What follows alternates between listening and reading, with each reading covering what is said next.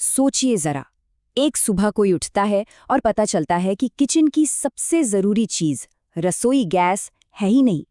पूरे देश में गैस सिलेंडर के लिए लंबी लंबी लाइनें हैं और हर तरफ एक निराशा का माहौल है। ये कोई कहानी नहीं, बल्कि भारत की आज की हकीकत है। तो आखिर ये संकट इतना गहरा कैसे गया, चलिए समझते हैं। ये संकट सिर्फ आंकड़ों का खेल नहीं है। ये भूषण कुमार मित्तल जैसे लोगों की असल कहानी है। पंजाब के 66 साल के भूषण कुमार बस एक एलपीजी सिलेंडर के लिए घंटों धूप में खड़े रहे और उसी लाइन में कार्डियक अरेस्ट से उनकी जान चली गई। जब एक बुनियादी ज़रूरत किसी की जान लेने लगे तो समझ जाना चाहिए कि समस्या कितनी गंभीर हो चुकी है। तो एक तरफ तो आम आदमी की ये परेशानी है और दूसरी तरफ सरकार का दावा है कि सब ठीक है। इन दो बिल्कुल अलग अलग कहानियों में आखिर सच क्या है? इस विश्लेषण में हम इसी पहेली को सुलझाने की कोशिश करेंगे। तो सबसे पहले जमीनी हकीकत पर एक नज़र डालते हैं। आखिर सड़कों पर, घरों में और बाजारों में हो क्या रहा है? अब ये जो दो तस्वीरें हैं ना, यही इस संकट की पूरी कहानी बयां कर रही हैं। एक तरफ उत्तर प्रदेश से लेकर पुणे और दिल्ली तक के वीडियो हैं जहां लोग घंटों लाइन में खड़े हैं, और दूसरी तरफ सोशल मीडिया पर हजारों पोस्ट एक ही स्क्रिप्ट के साथ चल रहे हैं। मेरा सिलेंडर सुबह 11:45 बजे बुक हुआ और 12:30 बजे डिलीवर हो गया। ये पैटर्न देखकर ऐसा लगता है जैसे कोई संगठित अभियान चल रहा हो जिसका मकसद संकट की गंभीरता को कम दिखाना है। और ये संकट अब सिर्फ किचन तक ही सीमित नहीं है। इसका असर पूरी इकोनॉमी पे दिखने लगा है। रेस्टोरेंट्स बंद हो रहे हैं, फूड डिलीवरी ठप पड़ गई है और हालत इतने बिगड़ गए हैं कि सिलेंडर ले जा रहे ट्रकों को पुलिस प्रोटेक्शन देनी पड़ रही है। यहाँ तक कि गैस एजेंसियों से सिलेंडर चोरी होने की खबरें भी अब आम हो गई हैं। और देखिए, जब भी किसी चीज की कमी होती है तो क्या होता है? काला बाजारी। जो कमर्शियल सिलेंडर आमतौर पर कुछ हजार का मिलता था, वो अब कुछ शहरों में 6 गुना कीमत यानी करीब करीब 6,000 रुपए तक में बिक रहा है। ये लोगों की मजबूरी और हताशा का साफ संकेत है। तो ये तो हुई जमीनी हकीकत। अब जरा देखते हैं कि इस पूरे मामले पर सरकार का क्या कहना है और उसके कदम असल में क्या कहानी बयां कर रहे हैं।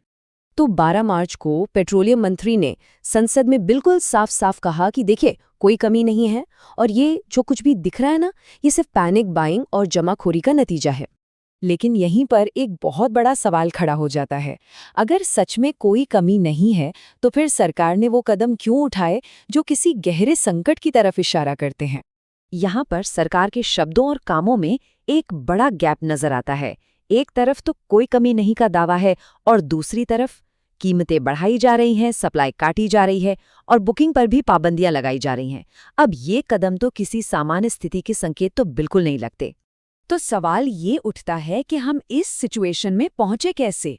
क्या ये संकट सच में अचानक आ गया या फिर इसे टाला जा सकता था? इस संकट की जड़ हमारी निर्भरता में छिपी है। भारत अपनी जरूरत का सोचिए 60% एलपीजी आयात करता है। इसका सीधा मतलब है कि हमारी रसोई गैस की चाबी काफी हद तक दूसरे देशों के हाथ में है और यही हमारी सबसे बड़ी कमजोरी है। और ये निर्भरता और भी ज्यादा रिस्की हो जाती है जब हम ये देखते हैं कि हमारे 60% आयात का 90% हिस्सा सिर्फ एक ही समुद्री रास्ते से आता है, स्ट्रेट ऑफ हॉर्मुज़। ये ईरान और ओमान के बीच का एक बहुत ही पतला सा रास्ता है। तो जैसे ही ईरान ने इसे बंद किया, भारत की आधी से ज्यादा सप्लाई लाइन एक झटके में कट गई। लेकिन अब जो फैक्ट सामने आ रहा है वो शायद सबसे ज्यादा चौंकाने वाला है।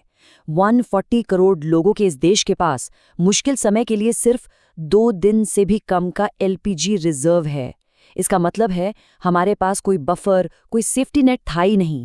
तो फौरी वजह भले ही हॉर्मोज का बंद होना था, लेकिन जो स्रोत सामग्री है उसका तर्क है कि असली वजह स्ट्रेटेजिक प्लानिंग की कमी है।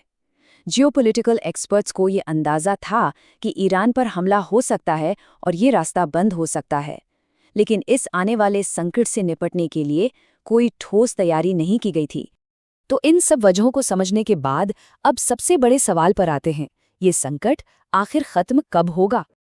देखिए, स्थिति थोड़ी कॉम्प्लिकेटेड है। जल्दी युद्ध विराम की संभावना कम दिख रही है। अमेरिका और दूसरे देशों से जो इमरजेंसी सप्लाई आ रही है वो हमारी जरूरत के हिसाब से ऊंट के मुंह में जीरे जैसी है।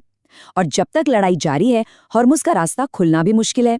इसीलिए भारत को एक एक जहाज के लिए ईरान से अलग अलग बातचीत करनी पड़ रही है। इन सभी बातों को ध्यान में रखते हुए एक यथार्थवादी अनुमान यही है कि ये कमी कम से कम अगले 4 से 8 हफ्तों तक और जारी रहने वाली है। तो जब तक स्थिति सामान्य नहीं हो जाती, एक आम नागरिक के तौर पर क्या किया जा सकता है? कुछ प्रैक्टिकल स्टेप्स हैं जो मदद कर सकते हैं।